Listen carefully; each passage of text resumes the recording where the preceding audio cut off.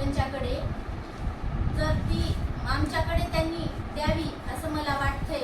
तुम्ही असं जर पैसे मागत असेल तुमच्या कामासाठी तर त्यांनी आमच्याकडे तक्रार करावी, त्याच्यावर आम्ही गुन्हा दाखल करू. आणि तुम्ही आमच्याकडे तक्रार केली तर तुमचं काम अडेल असं नाही. त्याला आम्ही तुम्हाला प्रतिसाद देतो, तुम्हीही आम्हाला प्रतिसाद द्या.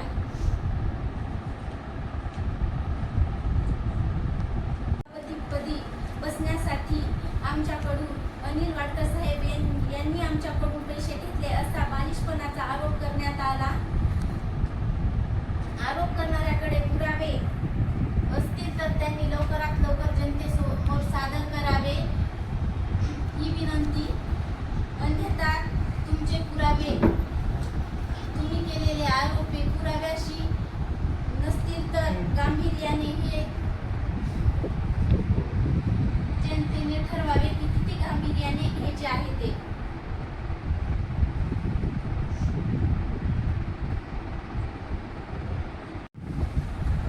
स्वागत. मी भूषण शिंदे, उपसभापती पंचायत समितीचा त्याचा कारभार पाहतो. जे मागील काही दिवसामध्ये 200 कोटींचा भ्रष्टाचार झाला असं काही जणांचं म्हणणं आहे.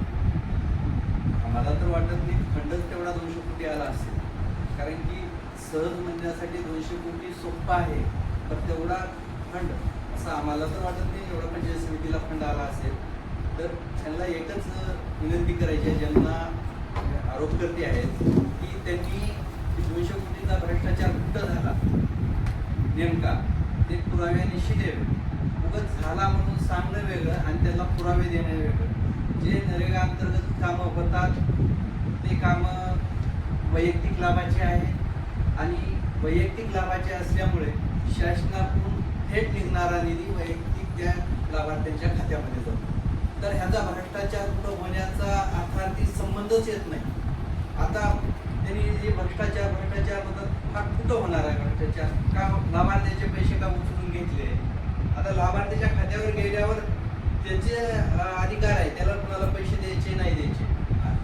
ह्याच्यात प्रशासन या पंचायत समिती मेंबर, पंचायत समिती सभापती यांचा कुठलाही म्हणजे अधिकार नाही, कारण की समजा ऑनलाईन पैसा लाभार्थ्याच्या खात्यामध्ये जातो.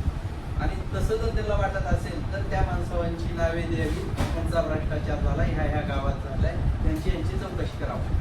2015 पासून 2026 पासून जर त्यांनी भ्रष्टाचार झाला म्हणत असतील तर ही 100% खोट आहे. कारण की आजपासूनच्या काळामध्ये तुम्ही का बघितला नाही भ्रष्टाचार?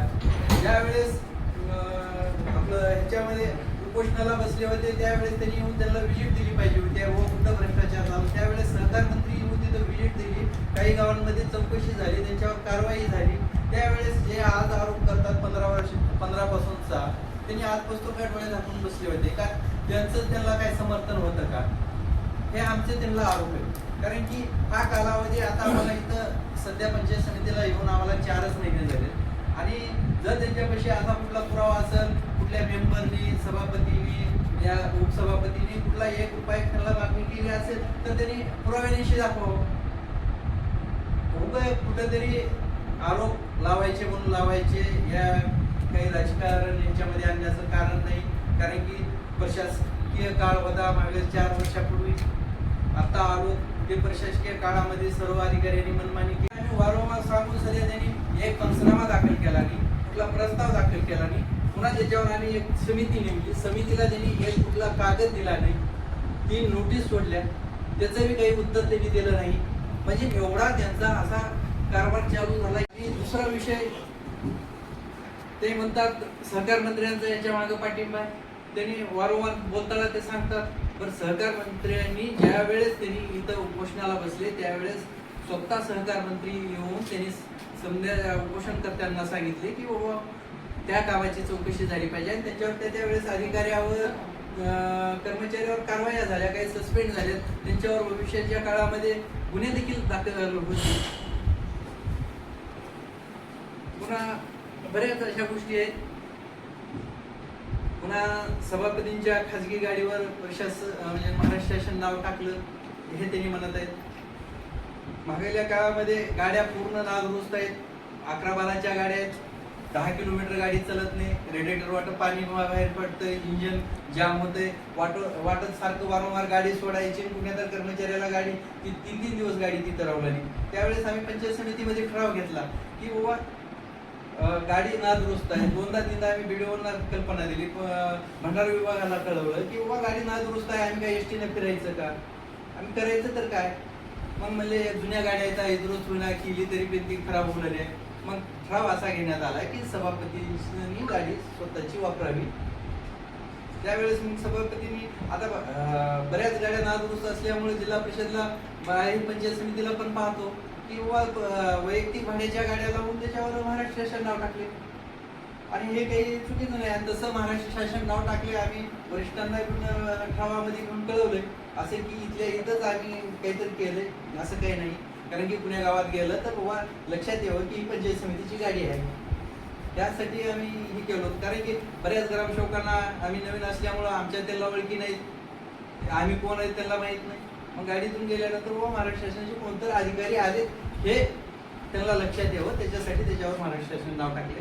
आणि भविष्याच्या काळामध्ये नवीन गाड्याची आम्ही मागणी केली. आल्यानंतर ते महाराष्ट्र शासन तेच ती गाडी महाराष्ट्र शासनाची येणार आहे, त्या गाडीचा काही संबंधच नाही आहे. 1 महिनाभराचा प्रश्न. पुन्हा दुसरा विषय करतो की मागील 4 महिन्यापासून सर्व कामावर आमचं वारंवार व्हिडिओ साहेबांना म्हणणं होतं की अधिकाऱ्यांवर वाच ठेवा, ग्रामसेवकांवर वाच ठेवा. कारण की ग्रामसेवक आठवड्यातून 2च दिवस जातात. आम्ही तसे ग्रामसेवक दाखवले त्यांना, ग्रामसेवकाला दाखवलं. आमच्या ग्रुपवर आम्ही ते इथली ग्रामपंचायत बंद आहे त्याचा फोटो अपलोड केला. व्हिडिओ साहेबांचं त्या गोष्टीकडे कसलंच एक काडी मात्र लक्ष नको. आम्ही फोटो अपलोड करायचा, आम्ही त्यांनी केलेल्या चुका आम्ही हुडकून काढायच्या आणि ह्यांनी त्याला नजरअंदाज करायचा. मग त्याला वारंवार सांगितलं व्हिडिओ साहेब गावातून तक्रारी येऊ लागल्या, त्यांच्या तक्रारीचं निरासन झालं पाहिजे. ग्रामसेवक तिथं सध्याला हजर नाही, ग्रामपंचायतला अप्रूप आहे. मग कधी त्यांनी त्याच्यावर नोटीस काढली नाही, कधी त्या एखाद्या दिवसाचा पगार स्थगित केला नाही, काहीच नाही, त्याला उत्तरच नाही मी बघून घेतो असं म्हणत 4 महिने जरी निघून गेले तर त्यांची कुठल्या कर्मचाऱ्यावर कारवाई नाही, कधी त्याच्यावर वाच ठेवण्याचं काम केलं नाही. आणि नंतरच्या काळामध्ये आम्हाला माहिती देता बरीच वेळेस आम्ही माहिती विचारलो, आम्ही नवीन आहोत, सभापती नवीन आहेत, आम्ही नवीन आहेत, बॉडी नवीन आहे. आम्ही त्यांना एखादी विषय विचारला तर त्या विषयाला त्यांनी कधीच आम्हाला पुरेपूर माहिती दिली नाही. एखादी 1-2 उदाहरणं तुम्हाला सांगतो. आम्ही पहिल्या सुरू आल्या त्यांना काय म्हणलं, SBMचे शौचालय आपण मागणी करू, 400-500 मागणी करू आणि जिथं लाभार्थी म्हणजे ज्यांचे शौचालय झाले नाही तिथं आपण बजेट देऊ, आपल्या हातात आहे मागणी करायचं. त्यांनी पहिल्या शब्दात उत्तर दिलं की आपला तालुका हागणदारी मुक्त आहे, त्या हागणदारी मुक्त असल्यामुळे आपल्याला मागणी करायचीच नाही आणि घरकुलाचे बी मोठे लाभ आहेत, त्याच्यात बी शौचालय आहे आणि हागणदारी मुक्त असल्यामुळे ही तालुक्यात गोंधळ होईल आणि ज्यांच्याकडे घरकुल आहे त्यांच्याच घरची कोणतर मागणी करतील, आपल्याला नाही म्हणता येणार नाही. त्याच्यासाठी आपल्याला एकही मागणी करायची नाही. आम्हाला खरंच वाटलं बरं, त्यांच्या जरी काही विश्वासात माणसं होते. आमची निवड झाली 2ऱ्या महिन्यात.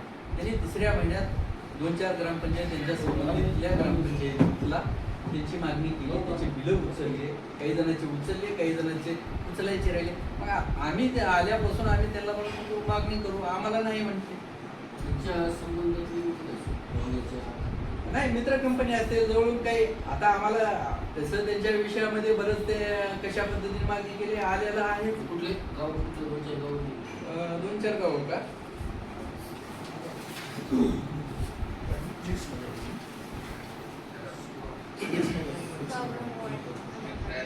ब्रह्मवाडी, आंगणवाडी, सुगाव याच्यात त्यांनी मागणी केली. पण त्याच्यामध्ये त्यांनी मग मागणी करायचीच नव्हती तर त्याच गावांना का बरं? तालुक्यात 80 गावं पडलेली, मग द्यायचे तर सर्व गावांना न्याय एकसारखा द्या ना. पुन्हा दुसरा, आता 8 कोटीचे त्यांनी बिलं लावले मग गेल्या 15 दिवसात 8 असं ठरलं आमचं बैठकीमध्ये नरेगाचे की टोटल त्यांचे प्रस्ताव द्या, एमद्या राहू द्या आपल्याकडे. कारण की महागाई जे झाले ते आता आम्हाला लोकांना म्हणजे महागाला भ्रष्टाचारामध्ये आम्ही कुठं अडकून येईल आणि शिस्त लागावी, कुठंतरी फायली राहावं, संचिका राहावं. मग त्याच्यामध्ये असं ठरलं की बिलं लावू आणि हे करू. आणि त्यांनी सांगता असं सांगितलं की सार्वजनिक कामाचं आपल्याला एकही बिल लावायचं सांगतात. समजे वैयक्तिक लाभाची बिल लावू. ठीक आहे म्हणलं. आम्ही त्यांच्या होकारला होकार देणार. कारण की कसं आहे ते व्हिडिओ आहे त्यांच्या डीएससी त्यांची लागते. आम्ही फक्त बोलणार सभागृहात. बरं त्यांची जी करण्याची ती काम करण्याची पद्धत होती. दुसरा विषय त्यांनी म्हणले इथं आपल्याला काम करू देणार नाही.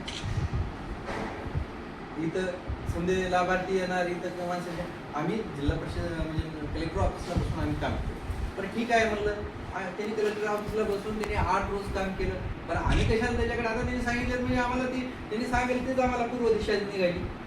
बरं ज्या वेळेस ती बिलं कशा पद्धतीने लावले ज्यावेळेस ती याद्या बाहेर पडल्यानंतर त्यांना ज्यांचे सार्वजनिकचे बिलं बी द्यायचे होते त्याच्यात ते सार्वजनिकचे बी बिलं लावले आणि वैयक्तिक लाभाचे त्यांनी महागडे बिलं सोडून दिले आणि जे संबंधित लोक आहेत त्यांच्याकडे येणारे त्या संबंधित लोकांचेच बिलं लावले.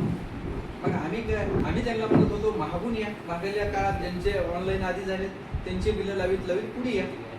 पण ते तसं नाही झालं. त्यांच्या कामाची बिलं त्यांच्या संबंधित सरपंचाचे सार्वजनिक ते त्यांनी लावायचं प्रक्रिया. मग आम्ही किती गोष्टीवर त्यांच्यावर पडदा घालायचा. त्यांना म्हणजे वारंवार आम्ही कल्पना दिल्या वारंवार सांगितलं. त्यांचे वारंवार जागी माणसं वारंवार आम्ही त्यांना सांगत गेलो की तुम्ही साहेब पंचायत समितीला बसा. कर्मचारी वर्ग पंचायत समितीला राहील. आता तुम्हाला पत्रकार बंधूंना माहीत आहे तुम्ही जात असताल तिथं गेल्यानंतर व्हिडिओ किती वेळ पंचायत समितीला बसलेले हे तुम्हाला पण माहीत आहे. आम्ही तिथं 24 तास म्हणजे सकाळी 10 ते 4 आम्ही तिथं ऑफिसला बसून राहायचं. व्हिडिओ साहेब आठवड्यात मी एक नाही तर 2 दिवस तिथे यायचे. मग एक आहे काही लाभार्थ्यांनी तसंही आल्यानंतर व्हिडिओच्या कॅबिनमध्ये जाऊन एखादी कर्मचारी ऐकत नाही सांगा आणि 1 रुपयाही कुणाला द्यायची काम मंजूर करण्यासाठी 1 रुपयाही कुणाला द्यायची जरूरत नाही. दुसरं घरकुलाची बिलं असतील. तुम्ही जर घर बांधला असताल तर 1 रुपया कुणाला द्यायची जरूरत नाही. तिथं तुम्ही आम्हाला कॉल केल्या इंजिनियर 2 दिवसामध्ये तिथं जागेवर वाट लावून देऊ. त्याचा अँगल कॅम्पमध्ये फोटो घेऊ. FTO तयार करून त्यांची बिल द्यायची पूर्णपणे जिम्मेदारी आमची घेऊ. आणि त्यांनी जर आम्हाला फोन केला आणि एखाद्या कर्मचाऱ्यानं त्या तिथल्या गावच्या पदाधिकाऱ्यानं सरपंचाने जर या ग्रामसेवकांनी जर त्याला अडवणूक केली तर त्याची पूर्ण जबाबदारी आम्ही घेऊन त्यांच्यावर योग्य ती कारवाई करू. ठीक आहे. तुमचं सांगा मॅडम. तुम्ही कशा ह्याच पद्धतीने जनतेला सांगणार आहोत जसं की उपसभापतींनी सांगितलं याप्रमाणे जर जनतेकडून जर पैशाचं लूटमार होत असेल तर त्यांनी आमच्यापर्यंत तक्रार द्यावी. त्यांच्यावर आम्ही पूर्णपणे कारवाई करावी आणि जनतेने आम्हाला प्रतिसाद द्यावा. जसं की आम्ही त्यांच्यासाठी करतोय ना तसंही त्यांनी आम्हाला प्रतिसाद देणं तितकंच महत्त्वाचं आहे. कर्मचारी मुख्यालय राहण्यासाठी काय करत चौकशी करू आम्ही. मुख्यालयासाठी तुम्ही तात्काळ जसा बीडीओच्या विरोधात अविश्वास ठराव घेतलात तसा एखादा ठराव तात्काळ घेणार आहात की सगळे कर्मचारी मुख्यालयी राहावी आणि ग्रामसेवक हे त्या गावामध्ये मुख्यालयी राहणे आणि बायोमेट्रिक कंपल्सरी असा ठराव घेणार आहात का? बायोमेट्रिकचा येत्या काळामध्ये घेऊ. म्हणजे त्याची काही तारीख सांगणार नाही. पण बायोमेट्रिकचा ग्रामपंचायतीला मुख्यालयाचा विषय असा होतो सर की हे सगळे खेडेगाव आहे गाव असते तिथं त्यांना राहण्याची जिथे सोय होईल तिथं आम्ही पाहू आणि त्याला मुख्यालय असं एकही गाव नाही तालुक्यामध्ये मुख्यालयी राहण्यासारखं? आहेत.